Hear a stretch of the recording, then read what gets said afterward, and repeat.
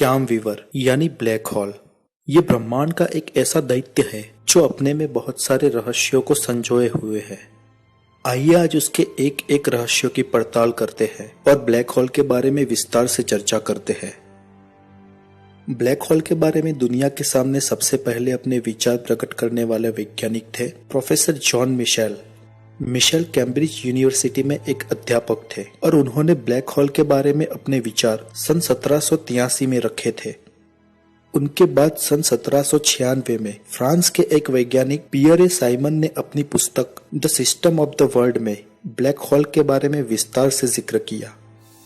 किसी black hole का संपूर्ण द्रव्यमान एक छोटे से बिंदु में केंद्रित रहता है जिसे सेंट्रल सिंगुलरिटी पॉइंट कहते हैं। इस बिंदु के आसपास की गोलाकार सीमा या क्षितिज को इवेंट होराइजन कहा जाता है। इस इवेंट होराइजन के बाहर प्रकाश या कोई भी वस्तु नहीं जा सकती और जहां पर समय का भी अस्तित्व नहीं है। आइंस्टाइन की स्पेशल थियरी ऑफ रिलेटिविटी के अनुसार इस ब्लैक होल की क्षितिज से दूर एक निश्चित सीमा पर खड़े किसी प्रेक्षक की घड़ी अत्यंत मंद गति में और धीमी हो जाएगी और वहां का समय बहुत ही धीमी गति से चलेगा।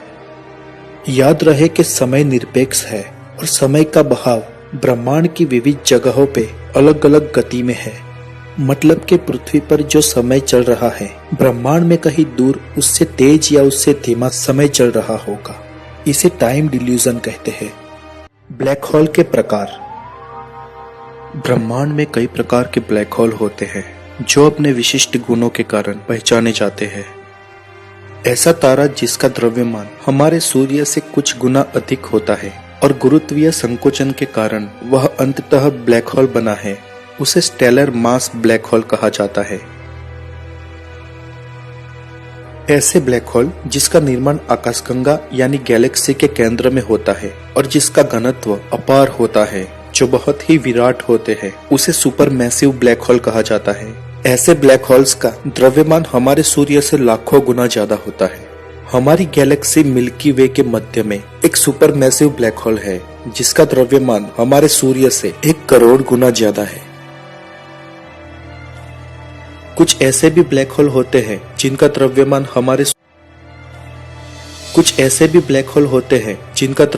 हमारे सूर्य से कम होता है और जिनका निर्माण गुरुत्वीय संकोचन के कारण नहीं परंतु अपने केंद्र भाग के पदार्थ और ताप के संपीड़ित होने के कारण हुआ है। उसे प्रीमोर्डियल या स्मॉल ब्लैक होल्स भी कहा जाता है। इन लघु ब्लैक होल के बारे में वैज्ञानिकों का मानना है कि उनका निर्माण ब्रह्मांड की उत्पत्ति के साथ हुआ होगा। भौतिक वैज्ञानिक स्टीफन हॉकिंग्स के अनुसार हम ऐसे ब्लैक होल का अध्ययन कर ब्रह्मांड की प्रारंभिक अवस्था के बारे में बहुत कुछ जान सकते हैं। दोस्तों, हम में से कईयों के मन में ये प्रश्न उठता होगा कि ब्लैक होल प्रकाश को भी सोख लेते हैं और जिसके कारण वो ब्रह्मांड में अदृश्य मालूम होते हैं। तो आखिरकार वैज्ञानिक ब्लैक होल का पता कैसे लगाते हैं? मिशेल के अनुसार ब्लैक होल्स अदृश्य होने के बावजूद भी अपने आसपास निकटतम स्थित आकाशीय पिंड वाले किसी भी अवकाशी पिंड को नहीं छोड़ता। वह ग्रह, लघु ग्रह, धूमकेतु, किसी तारे को या पूरी की पूरी गैलेक्सी को भी अपनी ओर खींच कर निगल सकता है। यहाँ पर ध्यान रहे कि ब्लैक होल अपने गुरुत्वीय घेरे में आने वाली किसी वस्तु को ही खींचेगा। उसके गुरुत्वीय घेरे के बाहर की कोई वस्तु उसमें नहीं जा सकती। ब्लैक होल्स के बारे में तो मिशेल के समय से ही कहा और लिखा जा रहा था, लेकिन वैज्ञानिक प्रत्यक्षीकरण के साथ दुनिया के सामने आने वाला सबसे पहला ब्लैक होल था सिग्नस X1। इस ब्लैक होल की प्रत्यक्ष पुष्टि सन 1972 में की गई।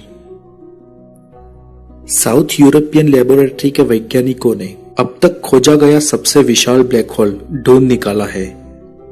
इस ब्लैक होल ने अपनी मेजबान गैलेक्सी ADC 1277 का 14% द्रव्यमान अपने अंदर ले रखा है।